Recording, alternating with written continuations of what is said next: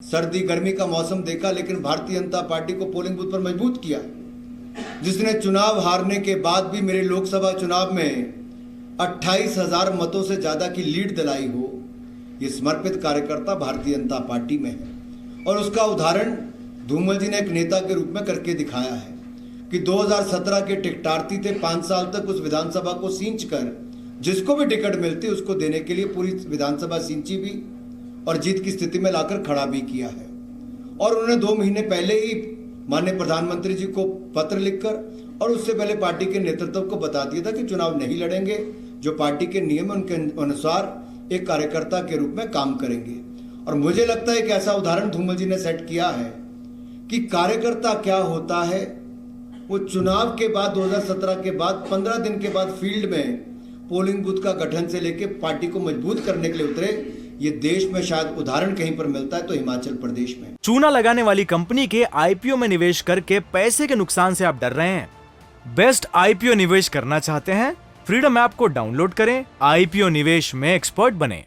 और यही दिखाता है कि जहां पर हमें कहा जाता था डाइयानी मुकदा, यानी कि 2.5 साल की सरकार खत्म नहीं होती, वहां 5 साल की सरकार एक बार नहीं 2-2 बार चलाने का काम भी किया और पिछली बार भी पूर्ण बहुमत की सरकार लाने का काम किया था। सर, मैं लीना अहमद, नोएडा फिल्म सिटी से आई हूँ, न्यूज इंडिया। आप ही का लगाया हुआ पौधा है जो धीरे धीरे बड़ा हो रहा है। मेरा सवाल आपसे ये है कि सब लोगों से निपट के क्या आप अपने कीमती वक्त में से सिर्फ 5 मिनट मुझे दे सकते हैं? चलिए, धन्यवाद। अनुराग जी, मेरा सवाल ये है कि कई वरिष्ठ नेताओं के टिकट भी कटे हैं, जिनमें नाम धूमल जी है या महेश्वर सिंह है और गुलाब सिंह जी है, कई नाम है। क्या वरिष्ठ नेताओं को इग्नोर करके सत्ता में वापसी हो सकती है? रिवाज बताया। टिकट पार्टी बहुत सारे बातें तय करती है और जैसे मैंने कहा, समय समय पर पार्टी अपनी रणनीति भी तय करती है और पार्टी में सब विचार मंथन करने के बाद ही तय किया जाता है कि हमें आगे कैसे बढ़ना है। और जो पार्टी हाईकमान ने तय किया उसी निर्देश पर प्रदेश नेतृत्व के साथ तय करके टिकट का आवंटन हुआ है। और मैं ये कह सकता हूँ, हमारे जो नए उम्मीदवार भी हैं वो बहुत लोकप्रिय भी हैं और चुनाव जीतने की स्थिति में भी है। हम पहले से ज़्यादा सीटें जीतेंगे और फिर भारतीय जनता पार्टी की सरकार हिमाचल प्रदेश में बनाएंगे। अनुराग जी, केजरीवाल जी ने जो लोग हैं उन पर लक्ष्मी और गणेश जी के फोटो लगाने की बात कही है, आपका क्या स्टैंड है इस पर? जो राम मंदिर का विरोध करते थे और जिन पार्टी के नेता खुले में आकर हिंदू देवी देवताओं का अपमान करते थे, जिनको अपने मंत्री को मंत्री पद से हटाना पड़ा, वो अरविंद केजरीवाल जी अराजकता के प्रतीक हैं, फर्जी बातें करने वाले हैं। और मैं तो ये कहना चाहता हूँ, ये तो नया प्रोपेगेंडा शगुफा छोड़ दें ताकि इनके भ्रष्टाचार की कहानी पे ज़्यादा चर्चा ना हो। मैं आपसे पूछना चाहता हूँ, अरविंद केजरीवाल जी, दिल्ली में मौलवियों को तो आप 18,000 रुपये साल का देते हो, मंदिर के पुजारियों को, गुरुद्वारे के ग्रंथियों को, चर्च के पादरियों को भी क्या आप 18,000 रुपये प्रति वर्ष देने का काम शुरू कर रहे हो? क्यों नहीं दे पाए? ये फर्जीवाल हैं जी, ऐसा ही होता है। फर्जी वाले जो हैं यही काम करते हैं। आखिरी प्रधानमंत्री 2019 के चुनाव में स्लोगन आए थे, बोला था कि वो ड्यूटी बढ़ाई गई एप्पल की, और पीछे बागवान सड़कों में भी थे। तो 1150 करोड़ का जो प्रोजेक्ट था हॉर्टिकल्चर का, वो 650 करोड़ का कर दिया गया। तो किस तरह इस डैमेज कंट्रोल करेगी बागवानों के साथ?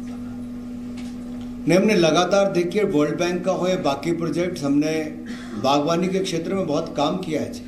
उत्पादन भी बढ़ा है, हमने खरीद भी बढ़ाई है और हिमाचल से लगातार शानदार काम हुआ है। जहाँ सड़कों की समस्या थी हमने उसको भी दूर करने का काम किया।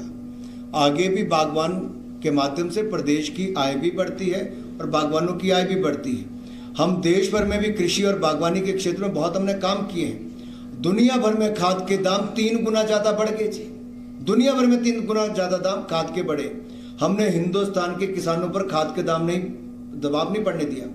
2,30,000 करोड़ की सब्सिडी केवल इस साल यूरिया की है और उसके अलावा हमने पीएम किसान सम्मान निधि से किसान के खाते में 6,000 रुपये की मदद हर साल करने की काम किया। 11 करोड़ के लगभग किसानों को उसका लाभ मिलता है। 2,20,000 करोड़ से ज़्यादा की मदद हम किसानों को उसमें कर चुके हैं। प्रधानमंत्री फसल बीमा योजना का हमने 30% फसल बर्बाद होगी तब भी आपको मुआवजा मिलेगा, ये भी बदलाव कर दिया। हजारों करोड़ के मुआवजे दिए, इसमें किसानों बागवानों को लाभ भी मिला है। और मैं आपको विश्वास दिलाता हूं, ये जो हमने किसानों की आय को दुगना करने की बात कही, लागत प्लस 50% हमने ये दे भी दिया है। और एमएसपी में भी दलहन तिलहन पर तो 75-80% से ज़्यादा पे हमने उसके दाम भी बढ़ाए, और जो गेहूं वगैरह पर हमने उसमें 50% से ज़्यादा के दाम भी बढ़ाने का एमएसपी का काम किया है। हिमाचल प्रदेश में बागवानी के क्षेत्र में नए और बड़े प्रोजेक्ट हम लेकर आए हैं, ना केवल अपर हिमाचल बल्कि पूरे हिमाचल के अलग अलग जिलों में जो जो बागवानी के क्षेत्र में किया जा सकता है वो करने का हमने हरसंभव प्रयास किया है। इंपोर्ट ड्यूटी जितनी मैक्सिमम हो सकती है जी उतनी है, जितनी इंपोर्ट ड्यूटी लग सकती है रूल्स के हिसाब से उतनी है। हिमाचल के सेब के लिए ट्रांसपोर्टेशन कॉस्ट ज्यादा आती है जी। आजकल 2 दिन से एक वीडियो वायरल हो रहा है, उसमें मध्य सरकार के मंत्री, मैंने वीडियो देखा नहीं, देखूंगा तो चर्चा करूंगा। चलिए आगे। और किसी का कोई प्रश्न हो तो सर, प्रदेश में जिस तरह से बागियों को बिठाने में ऐसा पहली बार देखा गया कि राष्ट्रीय अध्यक्ष और केंद्रीय मंत्रियों को खुद आना पड़ रहा है। क्या लगता है कि अब प्रदेश का नेतृत्व सशक्त नहीं है या फिर केंद्र से इजाजत नहीं है उनको अपने स्तर पर इस तरह के काम करने? भारतीय जनता पार्टी के पास नेतृत्व है। मोदी जी दुनिया के सर्वाधिक लोकप्रिय नेता हैं, तो आते हैं।